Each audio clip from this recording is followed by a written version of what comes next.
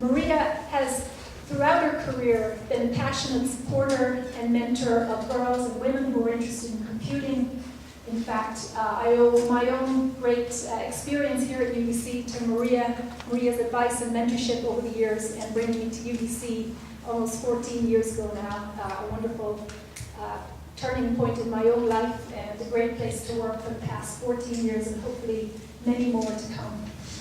So with that, I'll hand things over to Maria for her plenary talk on how efforts to recruit and support girls in computing makes things better for everyone. Let's give a warm welcome to Maria. So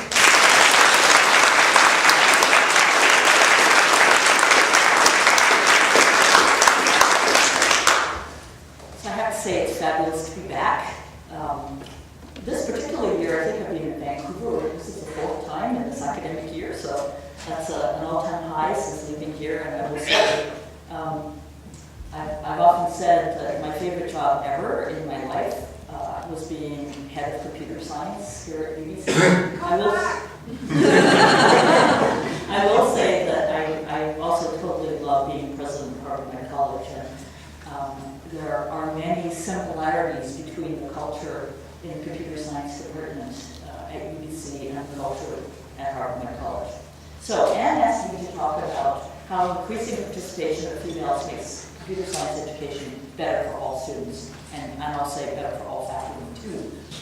So underlying assumptions. So I thought, I should make clear the things I'm assuming in giving this talk. So the first one is, I have a very strong belief that because computer science is changing absolutely everything in the world today and will continue to do so for the foreseeable future, that every single college student, university student, independent of what they major in, will actually benefit from understanding computer science. And they certainly will benefit in terms of job opportunities, but I think whether you want to be a biologist or a musician, learning some or a physicist or a chemist, learning some computer science will simply enable you to do more within any area. And I also want to say that I think the world benefits from having more computer science graduates for exactly the same reasons. And every single industry today is looking to hire more people in software, more people in data analytics, more people who simply understand what computer technology can do to the world.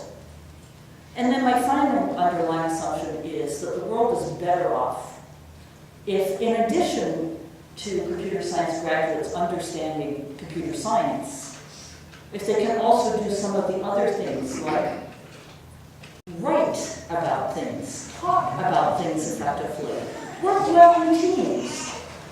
Okay, so those are the, can we all agree these are reasonable assumptions? Everyone okay with that? Okay. So I just put up some examples of things that have been done both here at UBC, at Harvard College, at other universities to try to increase the number of females who decide to major and stay in a computing career. So one that I think has made a huge difference is rethinking what the introductory course is in computer science. And in many places, several different sort of flavors of introductory courses have been offered. So for example, at MUD, we changed from a pretty traditional learn to program Java course that every student at MUD had to take in their first semester to various flavors. The name of that course happens to be a CS5. I believe here it's 110, is that right? So there are now 3 flavors of that course. One of them is called CS5 Green. That particular version, all of the applications are in biology. So all the problems that you work on, it's the same computer science content, but all of the problems are motivated by problems in biology. There's a CS5 Gold and a CS5 Black. Now, gold, black, and white are one's colors. And one of those is the course for students with really almost no prior experience in computer science programming. And the other one is for students with significant prior experience. And so of the colors gold and black, which section would you want to be in? Gold, of course. Okay, that's the one for no prior experience. Really cleverly chosen, right? Black thing, black belt, right? But as well as providing some different flavors, the whole idea of that course, and I think of 110 and a number of other courses here, is, yeah, it's challenging, but it's fun. And, you know, when I was working on interactive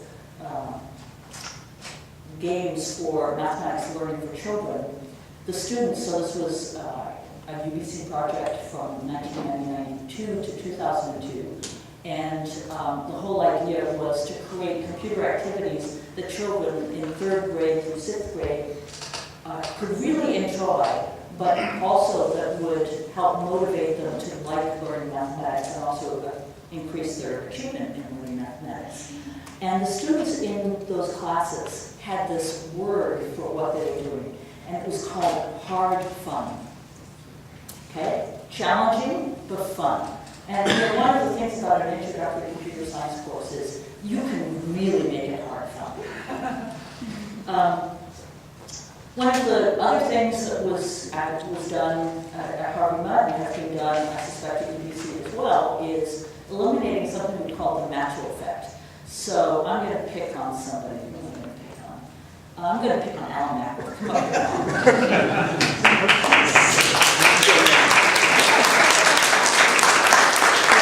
I knew I shouldn't sit in the front row. Absolutely. So Alan, you know, I mean, so I'm teaching an introductory computer science course, and there is a young man in my course, and he has been learning computer science since he was, let's say, 10 or 11. And he hasn't had much exposure to computer scientists before he arrives at UBC. And all of a sudden, he's in this wonderful class, and it's taught by somebody who's a real computer scientist. And so what he does is he starts talking to the professor, that's me, about all of the things he knows, and it's so exciting, and oh my goodness. But Anne, who's another student in the class, who doesn't know anything about computer science, she's just started out, how is she feeling when Alan is talking like this? Left out. Insecure. Insecure, intimidated, terrified, because her feeling is that every other student in the class is just like Alan and knows a whole bunch about it. And she's sitting there and she doesn't know any of this stuff. So what I do is I take Alan aside after class. I say, Alan, you are one of the best prepared students I've ever had. I love having you in my class.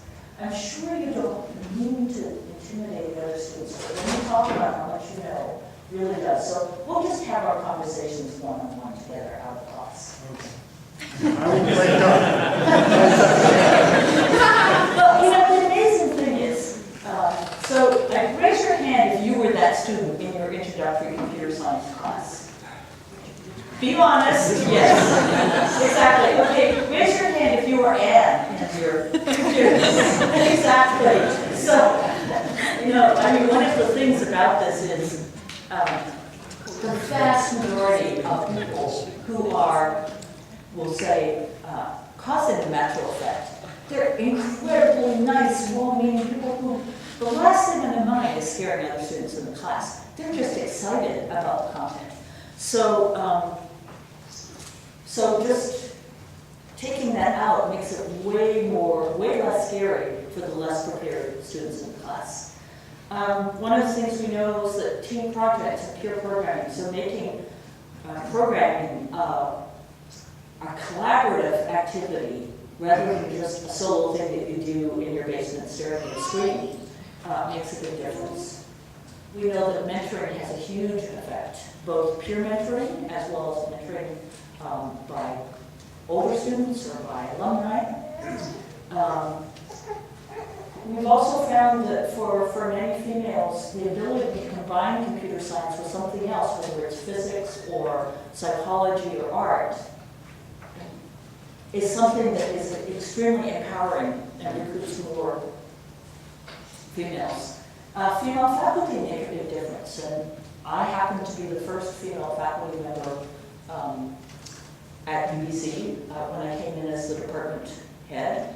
And I'll say at the time, there were about 300 faculty members in the Faculty of Science.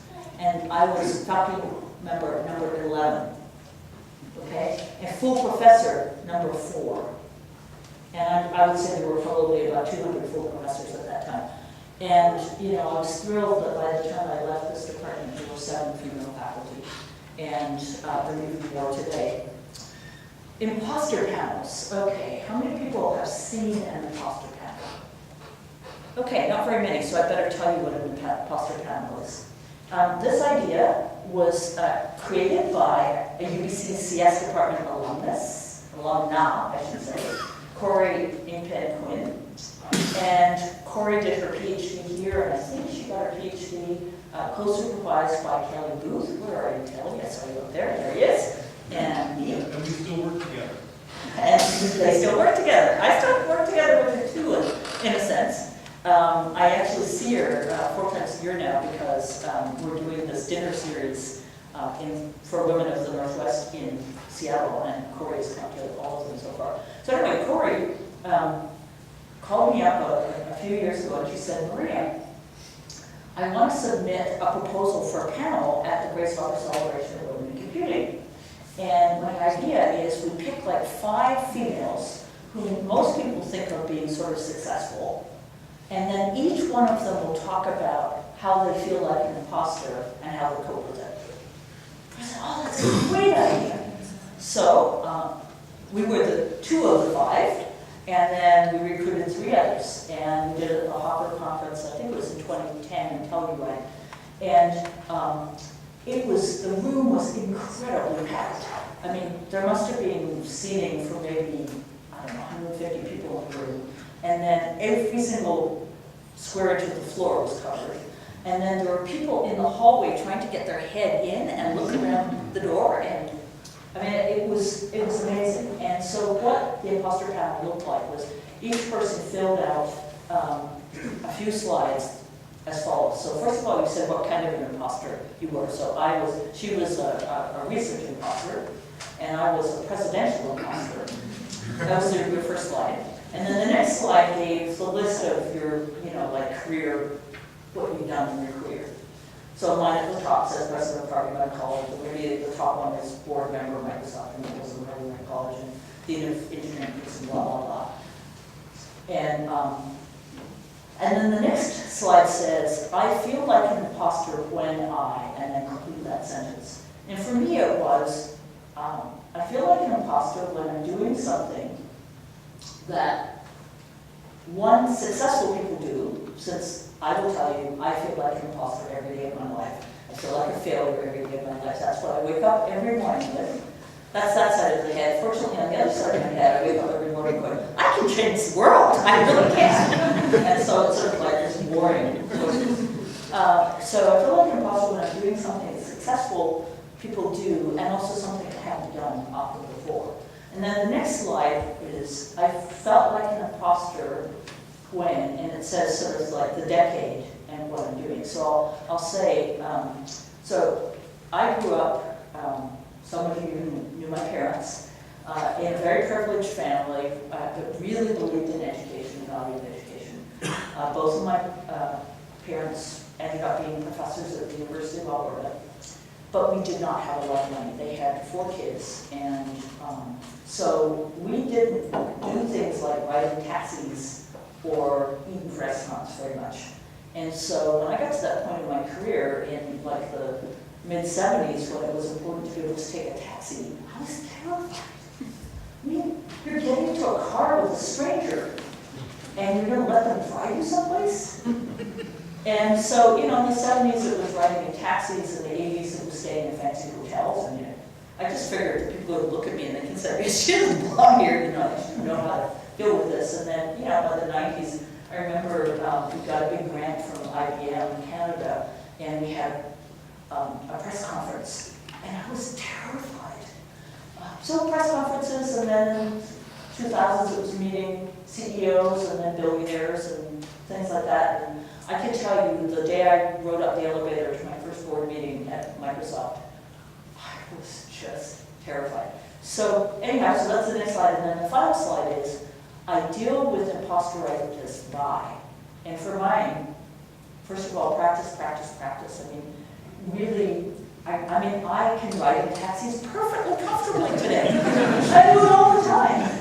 I can stay in hotels. I can even go to Microsoft board meetings and it's okay. Second one is surround yourself with support. So I'm very fortunate to have many people who support me in my life. I mean, first of all, my husband Nick, who you all know, but also an incredible number of friends who have been enormously supportive over the years. And then the final one is look back as well as look ahead. Because every time I'm feeling like an imposter, I go, yeah, I've been feeling that way for a very long time. So I'm never going to stop feeling that way, but I'm not going to let it stop me from actually taking on challenges, whatever they are, and sort of trying to move to the next step. So an imposter panel is a really good thing. We've had them at UBC. And then Hopper type events. So the Grace Hopper celebration of women in computing has been, I think for me, just one of the transformational events in my life. It was started by Anita Borg and Kelly Whitney back in 1994. I remember standing, I mean, if you're a female in computer science, you go to computer science conferences. Even today, the experience is usually that you're less than 20% of the attendees. And so you sort of have a room full of men. This is a great counterexample here because we've got so many females. And there's sort of dotted women here and there. Well, imagine waiting to check in at a hotel, and everywhere you look, you see female computer scientists. And they're like, you know they're female computer scientists because they're carrying backpacks and wearing blue jeans. Yeah, I mean, they just look like female computer scientists. And then you go into the set of plenary lectures, and there's this sea of faces. There were 453 people at the first Hopper celebration. Of those 453, there were 3 men. And so you look out and you see just young women and not so young women. And I've been to all of the Hopper conferences. It's now an annual event. There are regional Hopper conferences now. I've been to many of those. And, you know, the experience for me was just,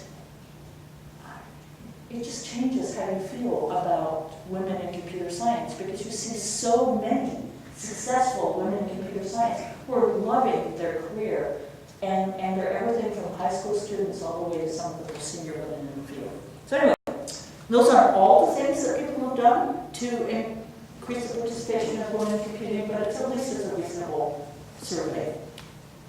So now let me talk about how these efforts make CS education better. So the first thing is, it makes computer science appealing to a much more diverse range of students. So by diverse, I'm not actually meaning necessarily racially diverse or ethnically diverse.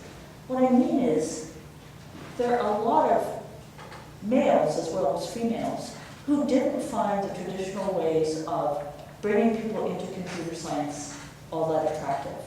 And all of a sudden, many of those people can say, oh, I could learn that. That's really interesting. I can participate in that.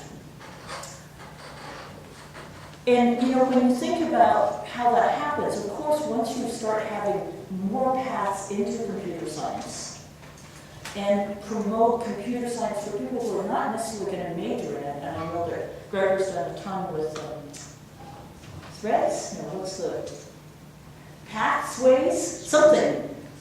Mini streams. Mini streams, thank you. To make computer science really attractive and accessible to people who might be majoring in other areas of science or in the arts or business and so on and so forth. But the other thing is that all of the things that have been done to recruit more females into computer science, they tend to increase success and persistence for all students. So for example, just that natural effect, it wasn't just the females who were finding that, you know, very well prepared and enthusiastic, passionate student in the course who wanted to talk to the professor and the TAs about what they do.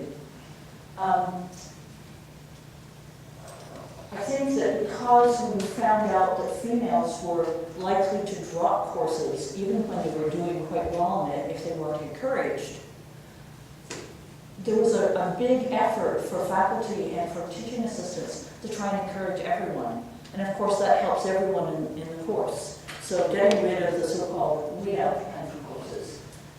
Team projects and peer programming.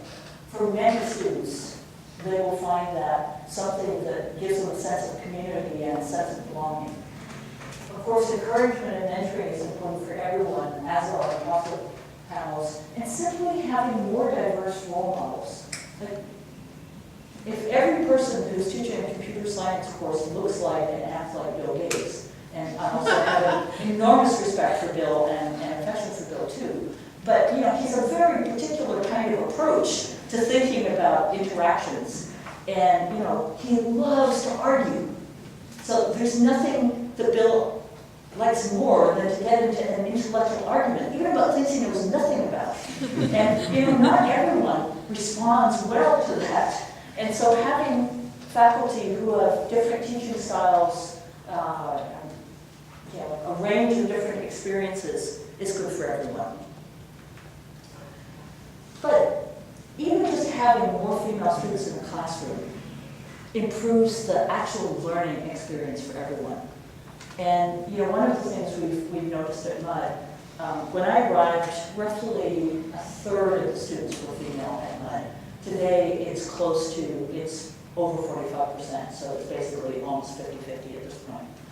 And I hear from our faculty all the time about how that has just transformed what goes on in the classroom. It's so much more social, there's so much more discussion, and I will tell you a story from a chemistry lab, the physical chemistry lab, and we have a faculty member called VH, stands for Jerry Van Hecke. He graduated in 1961 from MUD. That was our first graduating class, and he's been at MUD since, I would guess, in the early 70s. And PCAM is thought of as one of the more intense educational experiences for sophomores at MUD. And so I ran into him last fall and he said, "You will not believe what has happened in my PCAM lab." I went, "Okay." And he says, "Well, it's all those women." Okay. And he said, "Well, I started to notice that the students were showing up for lab, and they're all wearing the same color. It will be green one day, and it will be red, and it will be..." And he said, "So I asked the students what happened, and apparently the females had decided that this would be a fun joke to play on him, that everyone always showed up in the same color. And then they showed up in ballroom dancing clothes." He says, never in his gazillion years would this have happened at MUD without so many female students here. So, but the other thing is that at MUD we do a huge amount of teamwork. And it's something we believe that no matter what you end up doing after you graduate, you're going to end up working in teams. I mean, it just doesn't matter where you go, you're going to work in teams. And many of those teams are going to be people with very diverse sets of skills and backgrounds. So it's really not unusual to run into teams if you were in industry, for example. Well, you'll have somebody from marketing and somebody from business development, plus you'll have your software engineers, you'll have your usability experts, and all of these people are coming with very different perspectives, and they need to be able to work together. And if you only have a certain kind of male student, or the vast majority of the people in your classroom or on your teams are pretty sort of homogeneous kind of set of experiences and learning styles and so on, students simply are not going to be learning how to work on diverse teams in a way that will really benefit them when they graduate. So having a more diverse set of students allows that to happen. I will tell you that having more females, at least at MUD, we found that has made it a ton more fun for everyone, for the faculty, for the students, for the staff. But the other funny thing is, what we found out is that having more females in our computer science courses has caused a whole bunch of other people to think that, oh, computer science isn't that scary after all. It's really interesting because it changes the mindset. Oh, well, if girls can do it,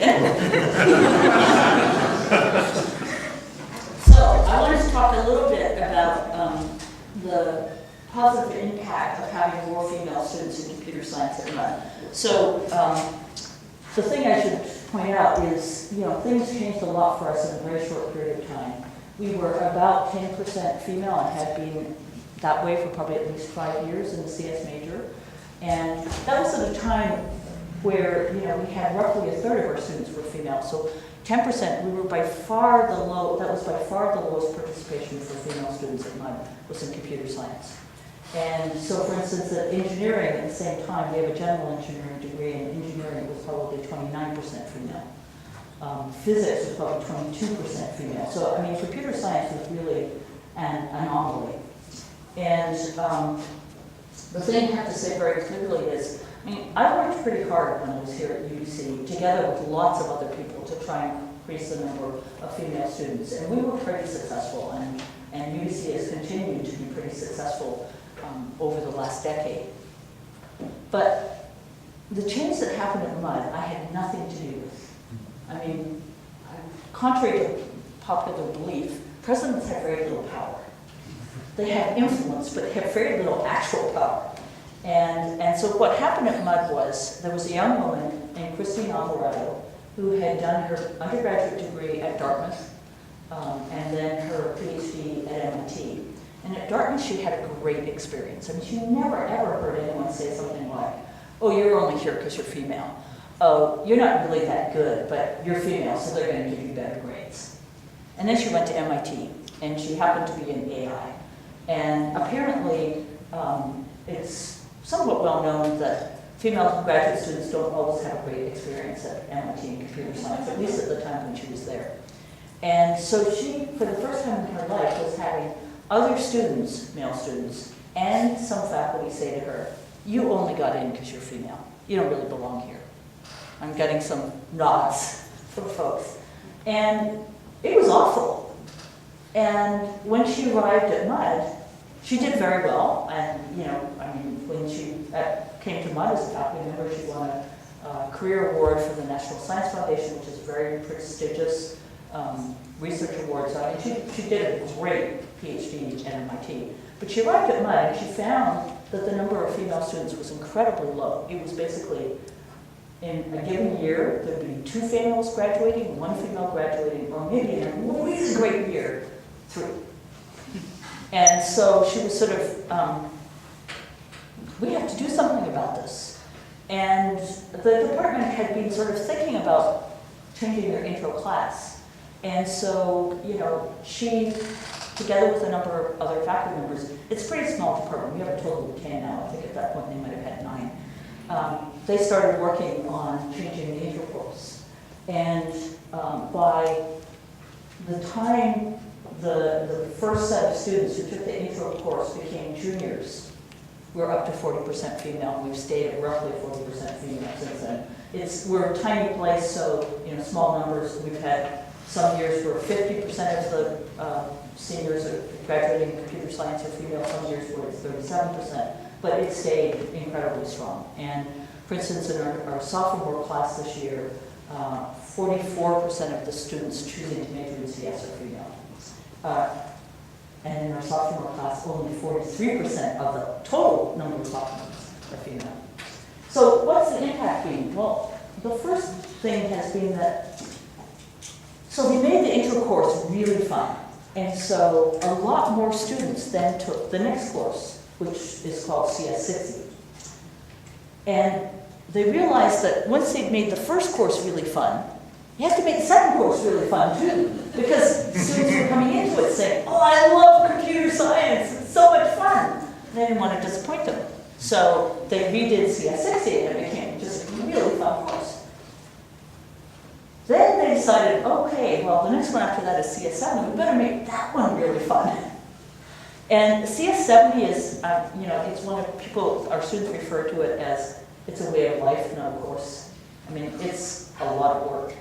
But they managed to make it, instead of it being a weed-out course, it became a course that people take, and after you've taken CS70, you can learn to be, I mean, you could just go get a job as a software developer right then. I mean, you really, really know how to learn any programming language and how to, you know, really work with any data structure, et cetera, et cetera. And so what happened was, almost all of our non-CS majors, instead of just taking CS5, which they have to do, they now take the first 3 courses. Because what they're realizing is just what I said at the beginning, is that more, whether you're going to be a chemistry major or a physics major or an engineering major or a biology major, you're going to be better off if you actually have at least the first 3 courses. But the other thing that happened was, so MUN is one of 5 undergraduate Claremont colleges. They are, their campuses are the pieces of a jigsaw puzzle. So there's really just one sort of large Claremont College's campuses. I mean, they are different, but the undergraduate students can take courses in any of the Claremont colleges without, you know, paying extra fees or anything like that. And so all of a sudden, the students from the other colleges started taking the introductory computer science course. So for this coming fall semester, in CS5, we will have roughly about, I'd say, 175 MUN students for taking CS5. But we have 350 students signed up for CS5 because it's become so popular. And we've even, so right next to MUN is Scripps, which is the women's college at Claremont. And now there's a ton of, we call them Scripsies, it's Mudders and Scripsies, and then, I don't know what Pitzer students are, maybe Pixies. And anyhow, a ton of Scripsies have decided that they want to major in computer science at MUN. And you can do that, it's called an off-campus major. And so, you know, it's just sort of gone crazy. But the other thing is we now have a lot of our students of color, African American and Hispanic students, have decided to major in computer science. And the thing that happened this year is we suddenly went from having roughly, we used to have a yield. So yield is, so let's suppose I admit 100 students, a yield is the fraction of those. So 10% yield would be, we got 10 students out of those 100 students. So for our students of color, our yield was between 10 and 20%. And this year, it went up to between 35 and 50%. So we have the most diverse class ever. And I think part of that is because we have managed to make computer science so not intimidating, it has really changed the perception of MUN as a whole. We're going to wrap up now. This is just a great time to say thank you, Maria. Thank you for making UBC a great place